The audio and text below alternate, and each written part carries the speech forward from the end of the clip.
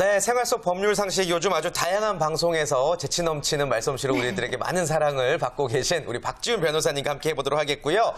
해결해야 될 과제는 어떤 상황인지 저희가 사파를 준비해봤습니다. 함께 만나보시죠.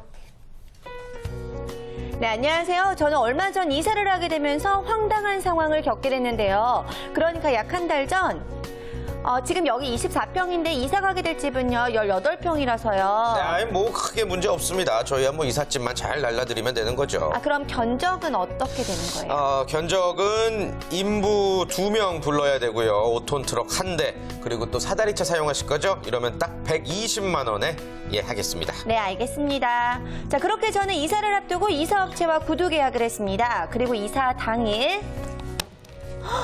이게 무슨 일이에요?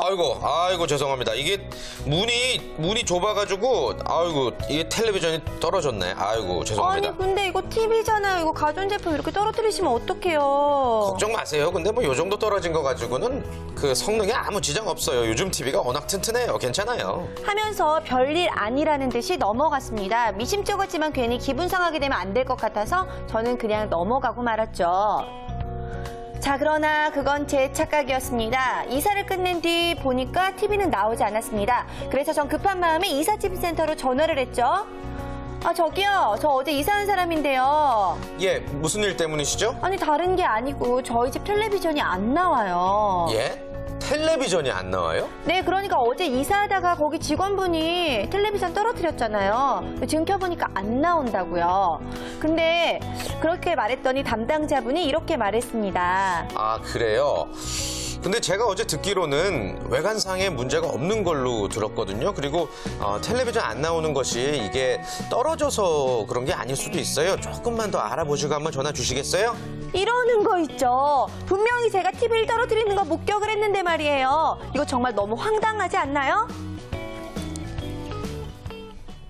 네, 소비자 입장에서는 정말 황당한 상황이고요. 요즘 또 이사철이 다가오고 있기 때문에 이 부분을 저희가 오늘 확실하게 짚어드려야 될 것 같아요. 네, 뭐 그렇습니다. 아무래도 이사 때 이렇게 기물 파손돼서 고민하시는 분들, 스트레스 받으시는 분들 굉장히 많을 것 같은데, 자, 그렇다면 이거 어떻게 풀어가면 좋을지부터 한번 이야기를 해볼까요? 네. 일단 이게 이제 이사를 맡겼는데 이사를 하면서 그 분실이나 파손됐을 때 책임을 누가 져야 되느냐 이런 손해배상 문제인데요.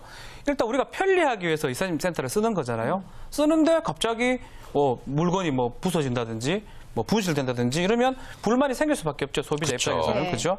근데 이제 이삿짐 업체 입장에서는 정말 이런 그 손해가 발생하지 않도록 또 잘 해야 되고 또 만약에 피해가 발생되면 배상을 해주도록 해야 되는데 책임 문제가 발생할 여지가 커요. 네. 왜냐하면 누가 잘못했는지 알 수가 없기 때문에. 그렇죠. 그래서 이제 일단은 소비자, 그러니까 이삿짐 맡기는 사람 입장에서는 좀 계약할 때 꼼꼼히 좀 살펴서 좀 허가업체하고도 계약을 하고 계약서 같은 걸 좀 꼼꼼히 살펴볼 필요가 있다고 봅니다. 네. 그렇군요. 사실 이삿짐 업체마다 이런 계약도 천차만별이고 요금도 천차만별이기 때문에 이런 부분에 대해서 좀 확실한 우리가 정의를 내려야 될 것 같은데 일단 TV가 파손된 경우에 우선 어떻게 처리를 해야 되나요? 지금 이 사례 같은 경우는 일단은 가장 중요한 것은 이사 후에 물품이 이제 파손된 경우거든요. 네. 딱 찍어놔야 됩니다. 그래서 사진을 찍어놔야 되는데 사진을 찍고 사업자한테 이제 전화를 해야 되고 필요하다면 내용 증명 우편을 통해서 증거 서류를 남겨야 됩니다. 네.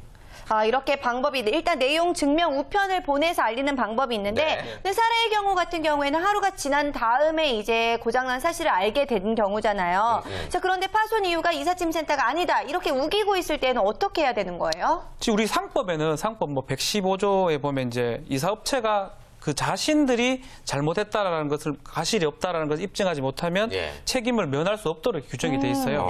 그리고 그 대신에 이제 그 물건을 샀는 거는 이제 소비자가 입증을 해야 되죠. 언제 샀고 금액이 얼마 정도 되는 거. 그래서 이제 이사 계약을 이제 구두로 이제 한 경우는 계약서가 없기 때문에 이사업체의 계약 위반을 입증하기 어려워요.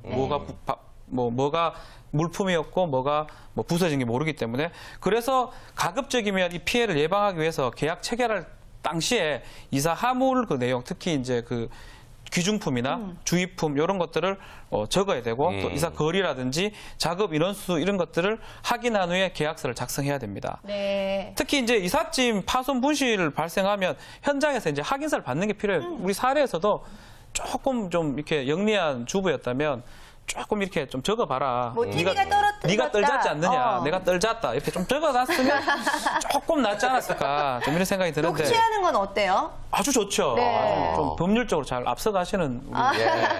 아주 좋죠. 녹음이면 좋은 네, 거죠. 녹음이나 녹취. 네. 특히 이제 이 사업체의 운송 약관 보면 하물의 일부 멸실 또는 훼손에 대해서 사업자 책임은 하물을 인도한 날로부터 14일 이내에 통지하지 않으면 이 소멸한다고 되어 있습니다.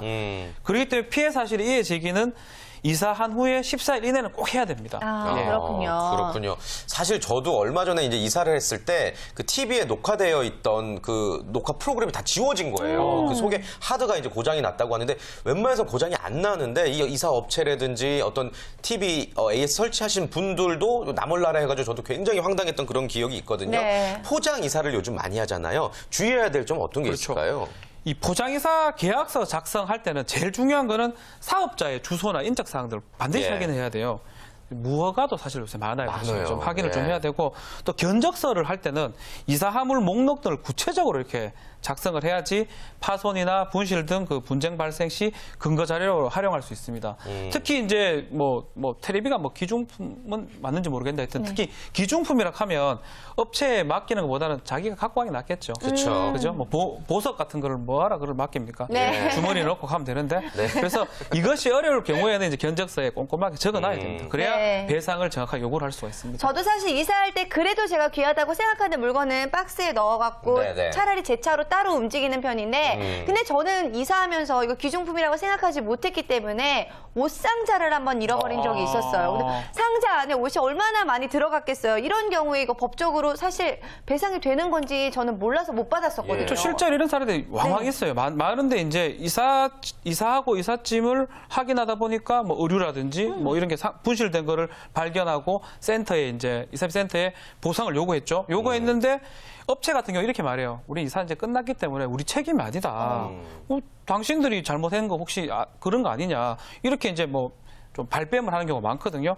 그렇기 때문에 최초 말씀드린 것처럼 계약서를 작성할 때 목록을 잘 적어놔야 돼요. 이게 이렇게 뭐 이삿짐 하물 목록이다. 그걸 잘 적어놔야 되고 네. 또 이제 원래 그 자기가 언제 그걸 구입했고 얼마에 구입했다 그런 걸 본인이 입증을 해야 되거든요. 그래서 미리 계약서를 좀 작성하는 게 필요하다. 네. 그런 생각이 듭니다. 그렇군요. 네, 그렇군요.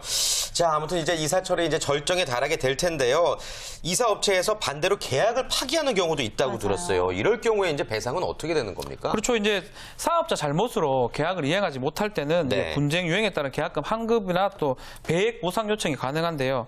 이 공정거래위원회가 고시한 그 소비자 분쟁 해결 기준에 따르면 사업자 기책 사유로 인한 운송계약 해제 시에 그 약정된 운송일에 2일 전까지 통보가 되면 계약금을 환급하고 계약금의 2배액을 배상하도록 되어 있고요. 예, 예. 네. 그 운송일에 하루 전에 통보가 되면 계약금을 환급하고 계약금 4배를 배상하도록 되어 하루 있습니다. 전에는요? 네. 근데 운송일 당일에 와가지고 뭐 하겠다 이러면 계약금을 환급하고 6배를 배상을 해야 되고요. 약정된 당일에 오지도 않는 거예요. 예. 오지도 않는다. 이러면 계약금을 돌려주고 10배를 물게 돼 있습니다. 야. 네. 통상은 그 계약금 자체가 우리 일반적으로 운임의 10%거든요. 네. 그러니까 뭐 다 물른다고 봐야죠. 안 온다고. 그렇죠, 하면. 그렇죠. 그렇군요. 자, 일단 뭐 이사에 대한 법률이 이렇게 다양한 줄 몰랐는데 다양한 방법으로 보상이 되고 또 보호가 된다고 하니까 참고하시면 참 좋을 것 같고요. 그리고 저 이런 것도 여쭤봐도 되는지 모르겠는데 네. 이사할 때 왜 인부분들께서 당연하다는 잠깐. 듯이 밥 아. 요구하시는 경우들이 있잖아요. 네. 물론 해드릴 수는 있지만 너무 당연하게 이렇게 요구하시는 게 견적과는 무관하게 원래 해야 되는 건지도 궁금해요. 사실 이렇게 짜장면 한 그릇 사줄 수는 있어요. 네. 예, 예. 뭐 배고프니까. 그쵸. 힘들었으니까. 근데 그렇죠.